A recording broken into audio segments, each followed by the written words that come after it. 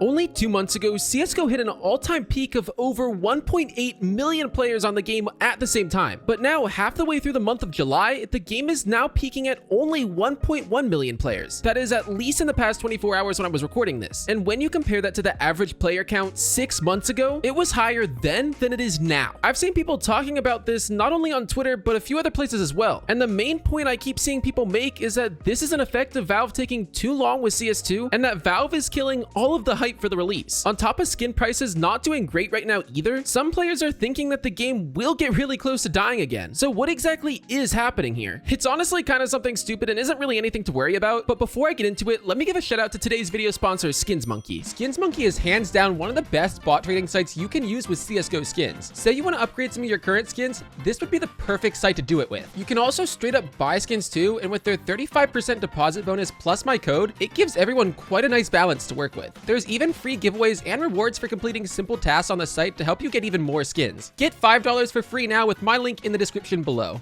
Now, first off, it is very important to remember how often you come across bots in deathmatch lobbies in CSGO. I'm not talking about the NPC bots, but the actual accounts running the game just to sit AFK with the main goal of farming as much XP as possible. With the old drop system, people who did this would commonly see 2 case drops a week, possibly even 3 if you were really lucky. With however many cases they got, these players would then turn around and sell them right away on the Steam market. And especially with rising case prices in the past year, this could potentially be kind of profitable. But that's also exactly why Valve dropped this update, changing the way the drop system works. Now you can only get 1 case per week, and that's guaranteed, provided you play enough to level up your account at least once in that week. But then after that, you can't get any more until the system resets the next week. This is exactly why a lot of these AFK bots have suddenly disappeared, and also why the player count has dropped so significantly. It definitely depends where you're playing in the world, but I was seeing some deathmatch lobbies on my own servers with more bots than actual players at times. So knowing that there was an absolute absurd amount of these AFK players in some lobbies, I'm not surprised if this would be close to almost 1 million accounts, if not even more. Now, this isn't the one and only reason, but it plays a very large factor in it for sure. The funny thing too is you can still technically AFK for a case, but you can only do it for so long each week. Now, like I said, that is probably the main factor affecting the player base, but you also have to consider how much Valve hyped up CS2, but also killed it at the same time. While everyone was super excited right at the beginning and all of Valve's announcements got tens of millions of views, even to today, less than 10% of players have still been allowed access to the beta, which of course is super frustrating, but then you also have to keep in mind that we've only seen 3 maps and 2 game modes so far, and those are quite limited and get old really fast. I know so many people wanted to see this specifically and experience it firsthand, but Valve is basically just turning everyone away. The good news though is it won't be like this for hopefully more than a couple more months. Even though you will probably come across someone saying, oh, the game's dying again and Valve killed all the hype, I wouldn't listen to them. Even though a huge amount of bots have stopped playing and Valve just keeps proving that they want to take their good old time, the game itself is not going to die anytime soon. The player count is down right now, yes, but it's not going to stay like this for forever. As I like to tell people in my Discord server, you really have to think about the bigger picture here. Right now, it seems like the game is going to die 100% if you're only looking at the graphs from the past couple of days. But if you consider what's coming in the near future, even if it gets delayed, it is going to be completely next level for Counter-Strike. Anyways, that's about going to wrap it up for this video. If you did make it this far, don't forget to drop a like and of course subscribe if you're new. And other than that, I'll see you guys all in the next one.